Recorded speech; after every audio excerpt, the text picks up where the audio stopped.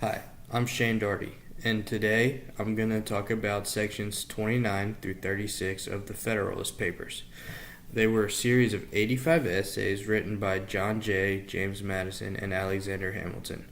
The 8 sections I will be talking about were all written by Hamilton. Before we get into the Federalist Papers, I'm going to give some background on Hamilton and the reasons why the Federalist Papers were written. Alexander Hamilton was born on January 11th, either 1755 or 1757. He claims he's younger than he is, but records on the island he was born believe he was 2 years older than he claims. His father abandoned the family when Alexander was around 11 years old, leaving his mother to raise him all by herself. He got his first job not long after his father left, but a few years later, his mother sadly got sick and died. After working tirelessly, he was able to leave for New York, where he enrolled in King's College, which today is known as Columbia University. Despite his gratitude towards the patrons who paid for him to go to college, he got wrapped up in the Revolution and quit school and joined the military. During his service, he caught the eye of George Washington, who was general of the Continental Army, and he had heard of Hamilton's skills and made him his assistant and most trusted advisor. For the next 5 years, Hamilton used his skills to write for Washington and compose reports on the strategic reform and reconstruction of the Continental Army. During this time, he married Elizabeth Schuyler, who is from a very wealthy New York family. After the war, he returned to New York and became a lawyer. At the convention in Annapolis in 1786, he authored a draft of a report that resulted in the Constitutional Convention 1 year later.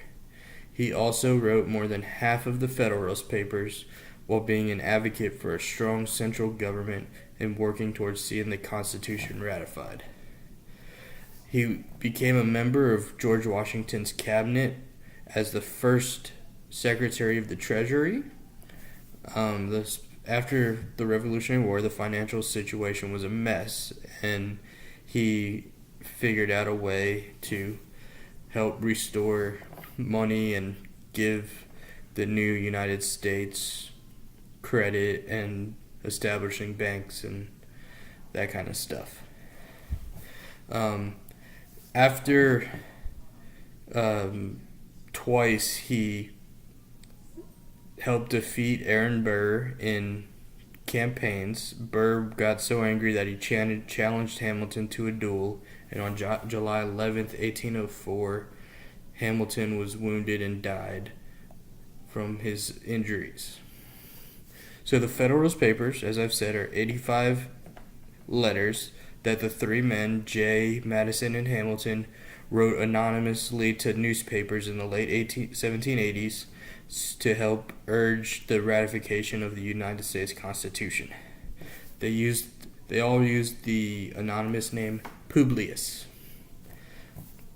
and they argued that the Constitution was necessary in order to preserve the Union and help empower the federal government. Basically, they believed that the Constitution was a necessary thing. The ratification of the Constitution was necessary in order for the United States to stay together, or else it would not happen. The Constitution was ratified in 1789. So I'll be reviewing sections 29 to 36, and all 8 sections were written by Hamilton. So section 29 talks about the militia in America. Hamilton argues for the militia to become a more uniform and permanent fixture.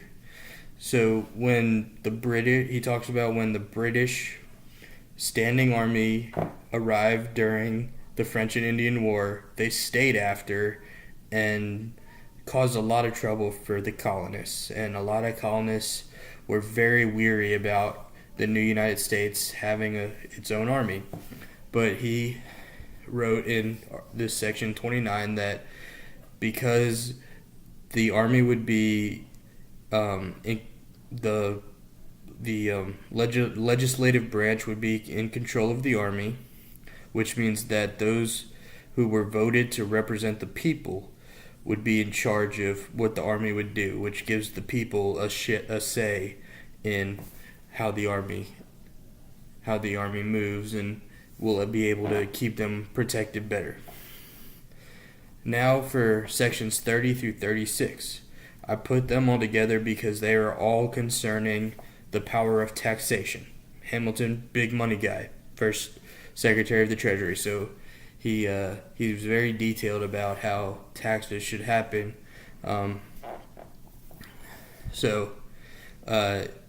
He believes that the federal government should control most of the taxes because it can handle, because once the union is created and there's a country, then the union should be more powerful than the states, and that it should be able to carry a higher burden, especially during wartime, because those are when the financial pain is the most for people. But the states should tax as well, and the federal government and state government should balance who taxes what in order for both of them to become prosperous, but also so that they don't overcharge people. So there were a lot of people who feared the government would become a tyranny, and just taking money, but because the legislative branch once again was in control of how to tax people, how much was taxed, what goods were taxed, that the people who picked this were representatives that were chosen by the people. So the big thing that started the Revolutionary War was no taxation without representation. Well, now they have the representation, so they're going to get taxed. The government needs the money, and that's the best way to get money. So that was a summary of the sections that I've just talked about, and so now I'm going to give my analysis and talk about how it fits in with what we've been reading this semester. So the first section with the militia, it didn't really mix in with what we read, but we watched the Last of the Mohicans movie, and we saw the militia that's in the movie but not the book. We saw that militia, after their homes were attacked, they had to sneak out of the military camp just so that they could help their families. So with what Hamilton wants in the new Constitution, then there would be an army closer than they would, so that their families were protected the whole time. And so our big thing, I felt like, this semester was coming of age and growing. We see in Little Women and all our other and most of our other works, a lot of them are about personal growth. Emerson, Thoreau talking about their personal growth while in their cabins by themselves and stuff like that. And so that is what the Federalist Papers are all about. It is getting this new country to grow. The Constitution is needed to ensure that the United States grows and comes of age and doesn't just falter into 13 states that don't have any power and pretty much could kill each other or just easily get overrun by an invading foreign power. And so the Federalist Guides helped this country come of age. It was necessary to grow. And so my review, so as someone who loves history, I thought these were great. I can't wait to read the rest of the Federalist Papers. It was because of the language, they talk differently than we do now, and so some was a little difficult to read. But if you're a history fan, absolutely a great read. If not, I doubt you'll like it if you're not a big history fan. Yeah, thank you very much, and that was my review on sections 29 through 36 of the Federalist Papers.